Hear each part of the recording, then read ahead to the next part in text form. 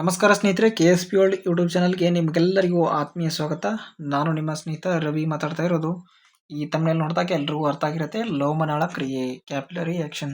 ಇದ್ರ ಮೇಲೆ ಎಕ್ಸಾಮ್ಸಲ್ಲಿ ಈ ಹಿಂದೆ ಪ್ರಶ್ನೆಗಳಾಗಿದ್ದಾವೆ, ಅಪ್ಕಮಿಂಗ್ ಎಕ್ಸಾಮ್ಸಲ್ಲಿ ಕೂಡ ಪ್ರಶ್ನೆ ಆಗ್ತಾನೆ ಇರ್ತವೆ.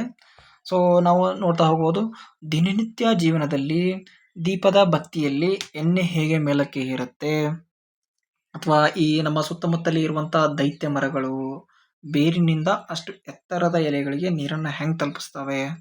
ಸೊ ಈ ಕ್ಯಾಪಿಲರಿ ಆಕ್ಷನ್ ಅಂತಂದ್ರೆ ಏನು ಸಂಪೂರ್ಣವಾಗಿ ಈ ವಿಡಿಯೋದಲ್ಲಿ ನಾವು ತಿಳ್ಕೊತೀವಿ. ಹಾಗೆ ಈ ಟಾಪಿಕ್ನಿಂದ UPSC, KPSC, KSP ಇತರೆ ಸ್ಪರ್ಧಾತ್ಮಕ ಪರೀಕ್ಷೆಗಳಲ್ಲಿ ಕೇಳಲಾದಂಥ ಪ್ರಮುಖ PYQ ಕೂಡ ಆ್ಯಡ್ ಮಾಡಿದ್ದೀವಿ. ಹಾಗೆ ಆಯಾ ಸ್ಲೈಡ್ಗಳಲ್ಲಿ ಚಿತ್ರ ಕೂಡ ಆ್ಯಡ್ ಮಾಡಿದ್ದೀವಿ ನಿಮಗೆ ನೆನಪುಳಿಲಿ ಅಂತ. ಹಾಗಾಗಿ ಈ ವಿಡಿಯೋ ಏನಿದೆಯಲ್ಲ ಪರೀಕ್ಷಾ ದೃಷ್ಟಿಯಿಂದ ಅತ್ಯಂತ ಪ್ರಮುಖ ಆಗೈತಿ.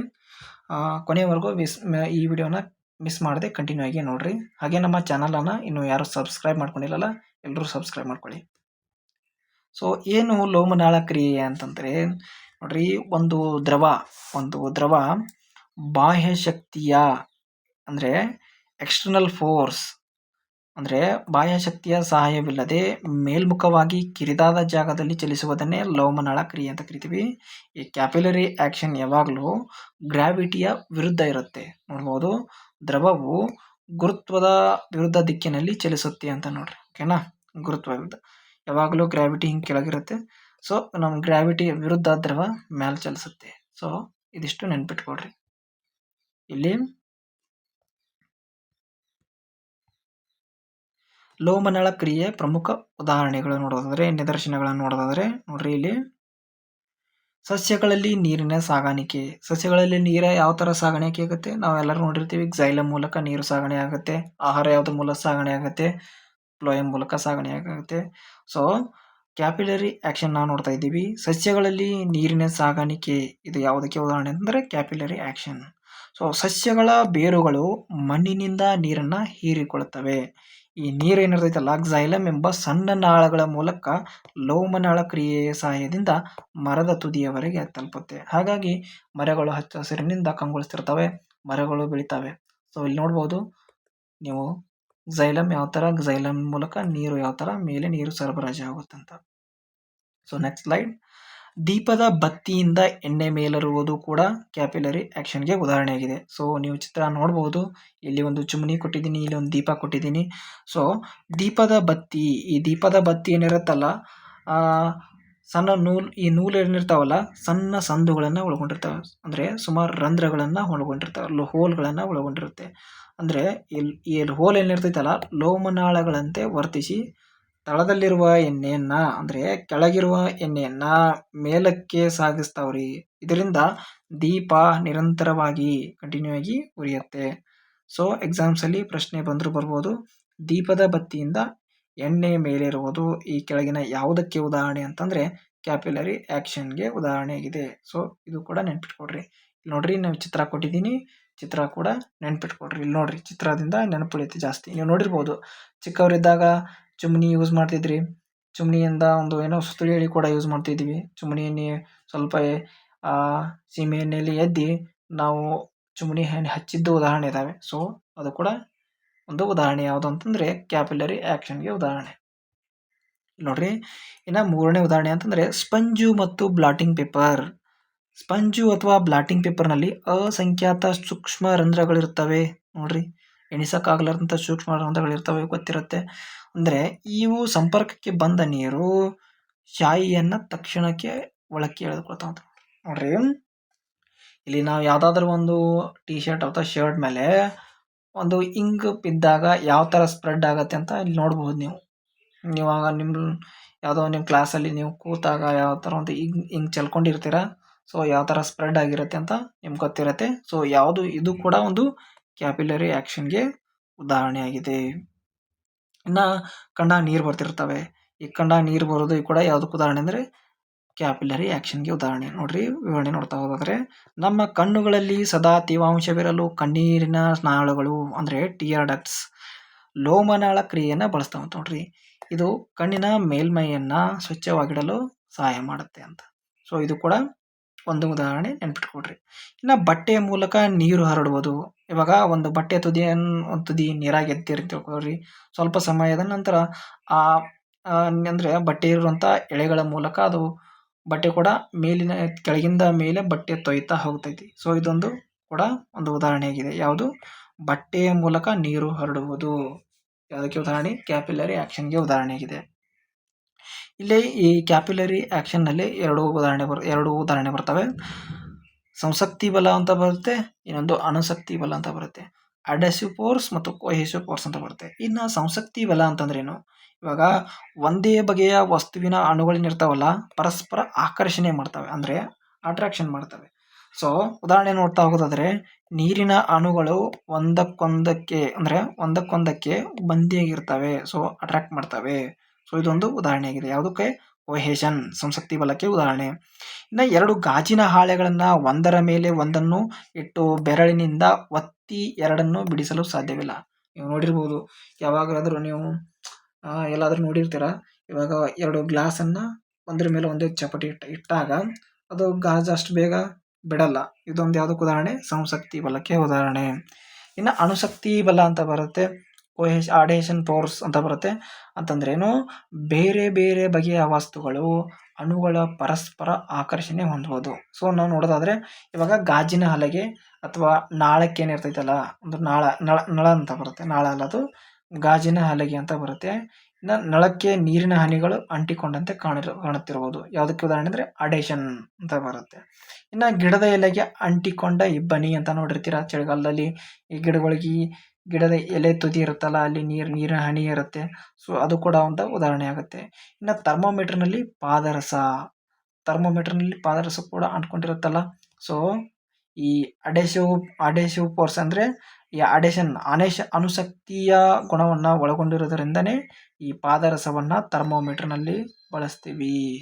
ಓಕೆನಾ? ಇನ್ನು PYQ ನೋಡೋದಾದ್ರೆ UPSC CSE 2012ರಲ್ಲಿ ಇದು ಪ್ರಶ್ನೆ ಆಗಿತ್ತು. ನೋಡ್ರಿ, ಕ್ಯಾಪಿಲರಿಟಿಯು ಯಾವುದೇ ವಿದ್ಯಮಾನ ಇರಲಿಲ್ಲ ಅಂದ್ರೆ ಈ ಲೋಮನಾಳ ಕ್ರಿಯೆ ಏನಿದೆಲ್ಲ ಇದು ಇರಲಿಲ್ಲ ಅಂತ ಅಂದ್ರೆ ಏನಾಗ್ತಿತ್ತು ನೋಡ್ರಿ? ಸೀಮೆ ಎಣ್ಣೆ ದೀಪವನ್ನ ಬಳಸೋದು ಕಷ್ಟ ಆಗ್ತಿತ್ತು. ಇದು ಕೂಡ ಎಸ್ ಕರೆಕ್ಟು. ಇನ್ನು ತಂಪು ಪಾನೀಯವನ್ನ ಸೇವಿಸಲು ಸ್ಟ್ರಾ ಬಳಸಲು ಅಗತ್ಯವಿರಲಿಲ್ಲ. ಇದು ಬಿಡ್ರಿ. ಇನ್ನು ಬ್ಲಾಟಿಂಗ್ ಪೇಪರ್ ಕೆಲಸ ಮಾಡಲು ವಿಫಲವಾಗುತ್ತದೆ. ಸೊ ಇದು ಕೂಡ ಕರೆಕ್ಟು, ಕೆಲಸ ಮಾಡೋಕ್ಕಾಗ್ತಿರ್ಲಿಲ್ಲ. ಇನ್ನು ಇದು ಏನು ಬ್ಲಾಟಿಂಗ್ ಪೇಪರ್ ಕೆಲಸ ಮಾಡಲು ಅಂದರೆ ಸ್ಪ್ರೆಡ್ ಆಗ್ತಿರ್ಲಿಲ್ಲ. ಸೊ ನಾವು ಸುತ್ತಲೂ ನೋಡುವ ದೊಡ್ಡ ಮರಗಳು ಭೂಮಿ ಮೇಲೆ ಬೆಳೀತಿರ್ಲಿಲ್ಲ. ನೋಡ್ರಿ, ಇದು ಕೂಡ ಕರೆಕ್ಟ್ ಆಗುತ್ತೆ. ನಾವು ತಂಪು ಪಾನೀಯವನ್ನ ಸೇವಿಸಲು ಸ್ಟ್ರಾ ಬಳಸಲು ಸಾಧ್ಯವಾಗುತ್ತಿರಲಿಲ್ಲ ಅಂದರೆ ನೋಡ್ರಿ, ಕ್ಯಾಪಿಲರಿ ಅದಕ್ಕೆ ಸಂಬಂಧಪಡ್ತೈತಿ. ಸೊ ನಾವು ಇವಾಗ ಬಾಯಿಯಿಂದ ಒತ್ತಡ ಹಾಕಿದಾಗೇನೆ ಅದು ಸ್ಟ್ರಾಯಿಂದ ತಂಪು ಪಾನೀಯ ಮ್ಯಾಲೆ ಬರ್ಬೇಕಲ್ಲ. ಸೊ ಹಾಗಾಗಿ ಇದಕ್ಕೆ ಸರಿಯಾದ ಉತ್ತರ ಯಾವುದು ಅಂತಂದ್ರೆ 1, 3, 4 ಸರಿಯಾದ ಉತ್ತರ ಆಗುತ್ತೆ. ಇಲ್ಲಿ ನೋಡ್ರಿ, ಕ್ಯಾಪಿಲರಿಟಿಯ ಪ್ರಮುಖ ಈ ಕ್ರಿಯೆಯ ಉದಾಹರಣೆಗಳಂತ ನೋಡೋದಾದ್ರೆ ನೋಡ್ರಿ, 1ನೇ ಹೇಳಿಕೆ ಸರಿಯಾಗಿದೆ, 3ನೇ ಹೇಳಿಕೆ, 4ನೇ ಹೇಳಿಕೆ ಸರಿಯಾಗಿದೆ. ಸೊ ಇಲ್ಲಿ ವಿವರಣೆ ಇದೆ, ನೀವು ನೋಡ್ತಾ ಹೋಗ್ಬೋದು. ವಿಡಿಯೋ ಪಾಸ್ ಮಾಡಿ. ಇಲ್ಲಿ ನೋಡ್ರಿ, ಬಾಯಿಯಿಂದ ಹೆಚ್ಚುವರಿ ಒತ್ತಡವನ್ನು ಹಾಕಿದ್ದರಿಂದ ತಂಪು ಪಾನೀಯವನ್ನು ನಾವು ಸೇವಿಸಲು ಸಾಧ್ಯ ಆಗುತ್ತೆ. ಹಾಗಾಗಿ ಇದು ಕ್ಯಾಪಿಲರಿ ಉದಾಹರಣೆ ಆಗಲ್ಲ. ಓಕೆನಾ? ನೆಕ್ಸ್ಟ್ ಪ್ರಶ್ನೆ, ಇದು MPSC 2013ರಲ್ಲಿ ಪ್ರಿಲಿಮಿನರಿ ಎಕ್ಸಾಮಲ್ಲಿ ಆ ಪ್ರಶ್ನೆ ಆಗಿತ್ತು ಇದು. ಸೊ ಸೇಮ್ ಅದೇ ರೀತಿ ಬಂದಿದೆ, ಸ್ವಲ್ಪ ಆಪ್ಷನ್ ಚೇಂಜ್ ಆಗಿದೆ ನೋಡ್ರಿ. ಬ್ಲಾಟಿಂಗ್ ಅಂದರೆ ಈ ಲೋಮನಾಳ ಕ್ರಿಯೆ ವಿದ್ಯಮಾನ ಅಸ್ತಿತ್ವ ಇರಲಿಲ್ಲ ಅಂತ ಏನಾಗ್ತಿತ್ತು ಅಂತ ಒಂದು ಪ್ರಶ್ನೆ ಇದು. ನೋಡ್ರಿ, ಬ್ಲಾಟಿಂಗ್ ಪೇಪರ್ ಕಾರ್ಯನಿರ್ವಹಿಸಲು ವಿಫಲ ಆಗುತ್ತದೆ. ಇದು ಕೂಡ ಹಾಗೆ ಇದೆ. ಸೊ ಸೀಮೆ ಎಣ್ಣೆ ದೀಪವನ್ನ ಬಳಸೋಕೆ ಕಷ್ಟ ಆಗ್ತಿತ್ತು. ಕರೆಕ್ಟು. ಇನ್ನು ನಾವು ಸುತ್ತಲೂ ನೋಡುವ ಮರಗಳು ಬೆಳೀತಾ ಇರಲಿಲ್ಲ ಅಂತ ನೋಡ್ರಿ, ಇದು ಕೂಡ ಹಾಗೆ ಇದೆ. ಕರೆಕ್ಟು. ಇನ್ನು ನಗರಗಳಲ್ಲಿ ನೀರು ಕೊಳವೆಗಳ ಮೂಲಕ ಹರಿಯಲು ಸಾಧ್ಯವಿರಲಿಲ್ಲ ಅಂತ ನೋಡ್ರಿ, ನಗರಗಳಲ್ಲಿ ನೀರು ಕೊಳವೆಗಳ ಮೂಲಕ ಹರಿಯಲು ಯಾಕ? ಕ್ಯಾಪಿಲರಿ ರಿಯಾಕ್ಷನ್ ಇರಲಿಲ್ಲ ಅಂದ್ರೆ ಹರಿಯಲಿಲ್ಲ. ಸೊ ಇದಕ್ಕೆ ನಾವು ಯಾವುದೋ ಒಂದು ಎಕ್ಸ್ಟರ್ನಲ್ ಫೋರ್ಸ್ ಇರಬೇಕು. ಫೋರ್ಸ್ ಇದ್ದಾಗಲೇ ಇದು ನಗರಗಳಲ್ಲಿ ಈ ನೀರು ಕೊಳವೆಗಳ ಮೂಲಕ ಹರಿತೈತಿ. ಸೊ ಹಾಗಾಗಿ ಇದಕ್ಕೆ ಸರಿಯಾದ ಉತ್ತರ ಯಾವುದು ಅಂತಂದ್ರೆ ಎ ಆಗತ್ತೆ. ABC ಆಗತ್ತೆ.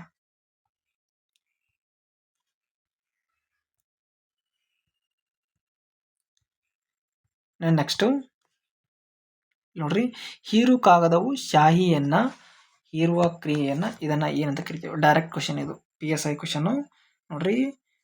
ಇದಕ್ಕೆ ಸರಿಯಾದ ಉತ್ತರ ಯಾವುದು? ನಾನು ಜಾಸ್ತಿ ಟೈಮು ವೇಸ್ಟ್ ಮಾಡಲ್ಲ. ಸೊ ಲೋಮನಾಳ ಕ್ರಿಯೆ ಇದಕ್ಕೆ ಉದಾಹರಣೆ ನೋಡ್ರಿ. ಹೀರು ಕಾಗದವು ಶಾಯಿಯನ್ನ ಹೀರುವ ಕ್ರಿಯೆನ ಏನಂತ ಕರಿತೀವಿ ಅಂತ ಕೇಳಿದ್ದಾರೆ. ಲೋಮನಾಳ ಕ್ರಿಯೆ. ಇನ್ನ ನೋಡ್ರಿ, ಶಾಯಿಯನ್ನ ಬ್ಲಾಟಿಂಗ್ ಕಾಗದವು ಎಷ್ಟರ ಮಟ್ಟಿಗೆ ಹೀರಿಕೊಳ್ಳುತ್ತದೆ ಎಂಬುದು ಅಂದ್ರೆ SDA 2006ರಲ್ಲಿ ಒಂದು ಪ್ರಶ್ನೆ ಆಗಿತ್ತು ನೋಡ್ರಿ. ಲೋಮನಾಳ ಕ್ರಿಯೆಯ ತತ್ವವನ್ನು ಅವಲಂಬಿಸಿದೆ. ಬ್ಲಾಟಿಂಗ್ ಕಾಗದದ ಮೂಲಕ ಶಾಯಿಯನ್ನ ವಿಸ್ತರಣವನ್ನ ಅವಲಂಬಿಸಿದೆ.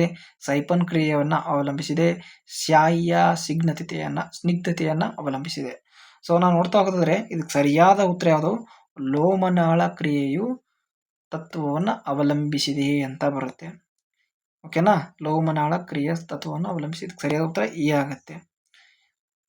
ಇನ್ನು ನಾವು ಶಾಯಿಯ ಸ್ನಿಗ್ಧತೆಯನ್ನ ಅವಲಂಬಿಸಿ ಅಂತ ಕೊಟ್ಟಿದ್ದಾರೆ. ಸೊ ಇದು ತಪ್ಪಾಗತ್ತೆ. ಸೊ ಸ್ನಿಗ್ಧತೆ ಅಂತಂದ್ರೆ ಏನು?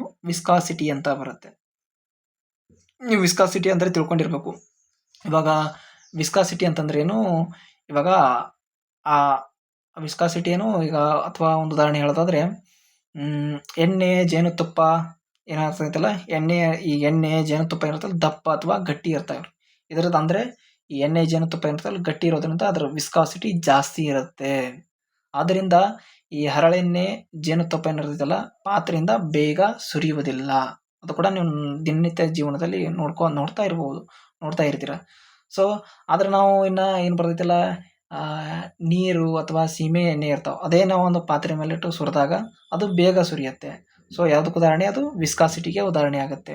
ಈಗ ಜೇನುತುಪ್ಪ ಅಥವಾ ನೀರು ಅಂತ ತಿಳ್ಕೊಡ್ರಿ. ಇದೊಂದು ಗ್ಲಾಸ್ ಅಂತ ಇಟ್ಕೊಳ್ರಿ. ಇದೊಂದು ಹಳ್ಳಿಗೆ ಅಂತ ಇಟ್ಕೊಳ್ರಿ. ಇದೊಂದು ಇಲ್ಲಿ ಇದು ಇಳಿಜಾರು ಅಂತ ಇಟ್ಕೊಳ್ರಿ. ಓಕೆನಾ? ಇಲ್ಲಿ ನೋಡ್ರಿ, ಇಲ್ಲಿ ನಾವು ಜೇನುತುಪ್ಪ ಬಿಡ್ತೀವಿ, ಇಲ್ಲಿ ನೀರು ಬಿಡ್ತೀವಿ. ಫಸ್ಟ್ ಯಾವ್ದು ಬರುತ್ತೆ?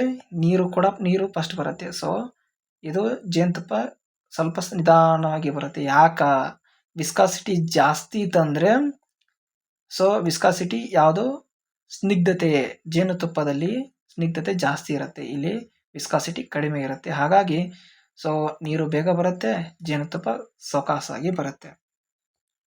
ಇನ್ನು ನೆಕ್ಸ್ಟ್ ಈ ಸೈಪನ್ ಕ್ರಿಯೆ ಅಂತ, ಇದರ ಮೇಲೆ ಕೂಡ ಎಕ್ಸಾಮ್ಸ್ ಅಲ್ಲಿ ಪ್ರಶ್ನೆ ಆಗಿದೆ. ಸೊ ಸೈಪನ್ ಕ್ರಿಯೆ ಅಂತಂದ್ರೆ ಏನು? ಸೈಪನ್ ಕ್ರಿಯೆ ಅಳಕಿಸ್ತೀನಿ, ರಿಪೀಟ್ ಮಾಡಿರೋದು ನೋಡ್ರಿ. ಸೈಪನ್ ಕ್ರಿಯೆ ಅಂದ್ರೆ ಏನು ಅಂತಂದ್ರೆ, ಇವಾಗ ಇದೊಂದು ಟ್ಯಾಂಕ್ ಅಂತ ತಿಳ್ಕೊಡ್ರಿ. ಇದೊಂದು ಟ್ಯಾಂಕು, ಇಲ್ಲಿ ಕೆಳಗೊಂದು ಟ್ಯಾಂಕ್ ಇರುತ್ತೆ ತಿಳ್ಕೊಡ್ರಿ. ಓಕೆನಾ? ಇಲ್ಲ ಮೇಲಿನಿಂದ ಕೆಳಕ್ಕೆ ನೀರನ್ನ ಸಾಗಿಸುವುದು ನೋಡ್ರಿ. ಗುರುತ್ವಾಕರ್ಷಣೆ ಮತ್ತು ವಾತಾವರಣದ ಒತ್ತಡ ಏನಿರ್ತೈತಲ್ಲ ಅವುಗಳ ಸಹಾಯದಿಂದ ಎತ್ತರದ ಸ್ಥಳದಿಂದ ಕೆಳಮಟ್ಟದ ಸ್ಥಳಕ್ಕೆ ನಾವು ನೀರನ್ನ ಸರಬರಾಜು ಮಾಡುವಂತ ಕ್ರಿಯೆಗೆ ಏನಂತಾರೆ? ಸೈಪನ್ ಕ್ರಿಯೆ ಅಂತ ಕರಿತೀವಿ. ಓಕೆನಾ? ಇದ್ರೊಳಗ ನಾವು ಯಾವುದೇ ಪಂಪ್ ಇಲ್ಲದೆ ನೀರನ್ನ ಹರಿಸುವಂತ ವ್ಯವಸ್ಥೆ. ಓಕೆನಾ? ಇದ್ಯಾವುದು? ಸೈಪನ್ ಕ್ರಿಯೆ ಆಗಿರುತ್ತೆ. ಇದು ಕೂಡ ನೆನ್ಪಿಟ್ಕೊಳ್ರಿ. ಇನ್ನ ಬ್ಲಾಟಿಂಗ್ ಕಾಗದದಲ್ಲಿ ಶಾಯಿ ಹೀರಿಕೊಳ್ಳುವಿಕೆಯ ಡ್ಯಾಶ್ ಅನ್ನ ಒಳಗೊಂಡಿದೆ. ಇದಕ್ಕೆ ನಾವು ಡೈರೆಕ್ಟ್ ನೋಡೋದಾದ್ರೆ ಕ್ಯಾಪಿಲರಿ ಕ್ರಿಯೆಯ ವಿದ್ಯಮಾನ ಅಂತ ನೆನ್ಪಿಟ್ಕೊಳ್ರಿ. ಅವಾಗಲೇ ಸ್ನಿಗ್ಧತೆ ವಿಸ್ಕಾಸಿಟಿ ಬಗ್ಗೆ ಹೇಳಿದೆ, ಸೈಪನ್ ಕ್ರಿಯೆ ಬಗ್ಗೆ ಹೇಳಿದೆ. ಓಕೆನಾ? ಸೊ ಸ್ನೇಹಿತರೆ, ಇವತ್ತಿನ ಕ್ಲಾಸಲ್ಲಿ ನಾವು ಕ್ಯಾಪಿಲರಿ ಆ್ಯಕ್ಷನ್ನ ಸಂಪೂರ್ಣ ಮಾಹಿತಿ ಮತ್ತು ಅದಕ್ಕೆ ಸಂಬಂಧಿಸಿದಂಥ UPSC ಮಟ್ಟದ ಪ್ರಶ್ನೆಗಳನ್ನು ಸಾಲ್ವ್ ಮಾಡಿದ್ದೀವಿ. ಈ ಕಾನ್ಸೆಪ್ಟ್ ಈಗ ನಿಮಗೆ ಪೂರ್ತಿಯಾಗಿ ಕ್ಲಿಯರ್ ಆಗಿದೆ ಅಂತ ನಾನು ಭಾವಿಸ್ತೀನಿ. ಈ ವಿಡಿಯೋನ ನಿಮಗೆ ಇಷ್ಟ ಆಗಿತ್ತಂದರೆ, ನಿಮ್ಮ ತಯಾರಿಗೆ ಸಹಾಯ ಆಗಿದ್ದರೆ ತಪ್ಪದೇ ವಿಡಿಯೋಗೆ ನಿಮ್ಮ ಲೈಕ್ ಮಾಡಿ ಮತ್ತು ನಿಮ್ಮ ಇತರ ಸ್ನೇಹಿತರಿಗೂ ಅಥವಾ ನಿಮ್ಮ ಗ್ರೂಪ್ಗಳಿಗೂ ಶೇರ್ ಮಾಡಿ. ಇಂತಹದ್ದೇ ಪ್ರಮುಖ ಕಾನ್ಸೆಪ್ಟ್ಗಳಿಗಾಗಿ ನಮ್ಮ KSP ವರ್ಲ್ಡ್ ಚಾನಲನ್ನು ಈಗಲೇ ಸಬ್ಸ್ಕ್ರೈಬ್ ಮಾಡ್ಕೊಳ್ಳಿ. Thanks for watching. ಹಾಗೆ ನಮ್ಮ ಈ ಕ್ಲಾಸ್ನ PDF ನೋಟ್ಸ್ ಮತ್ತು ಇತರ ಮಾಕ್ ಟೆಸ್ಟ್ ಅಥವಾ ಕ್ವಿಜ್ಗಳಿಗಾಗಿ ನಮ್ಮ ಟೆಲಿಗ್ರಾಮ್ ಗ್ರೂಪ್ ಇದೆ. ಸೊ ಅಲ್ಲಿ ನಾವು ಕೂಡ ಜಾಯಿನ್ ಆಗಬಹುದು. ಸೊ ಈ ಟೆಲಿಗ್ರಾಮ್ ಗ್ರೂಪ್ ಲಿಂಕನ್ನು ನಾವು ವಿಡಿಯೋ ಡಿಸ್ಕ್ರಿಪ್ಷನಲ್ಲಿ ಕೊಟ್ಟಿರ್ತೀವಿ, ನೀವು ಜಾಯಿನ್ ಆಗ್ಬೋದು. ಸೊ ಮುಂದಿನ ವಿಡಿಯೋದಲ್ಲಿ ಮತ್ತೊಂದು ಪ್ರಮುಖ ಟಾಪಿಕ್ನೊಂದಿಗೆ ಸಿಗೋಣ. ಅಲ್ಲಿವರೆಗೂ ನೀವು ಓದ್ತಾ ಇರಿ. All the best. ಧನ್ಯವಾದಗಳು.